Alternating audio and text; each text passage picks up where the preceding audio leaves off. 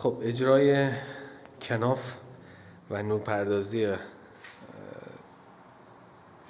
آقای دکتر سیدی.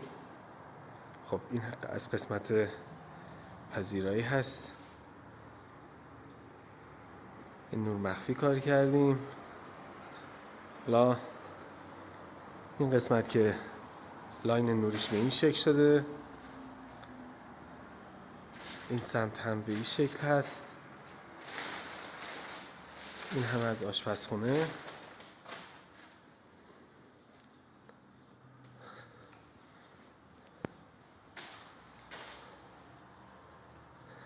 سعی کردیم در هر قسمت یه تیکه لاین کار بکنیم. حالا راه رو میریم به سمت اتاق خواب. این اتاق خواب مستر هست. به این شکل انجام شده. اتاق خواب دومی هم به این شکل هست. اینم راهروی دوم.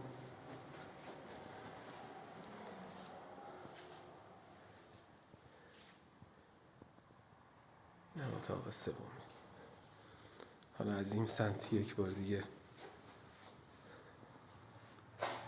قسمت پذیرایی آشپزخونه رو نگاه کنید.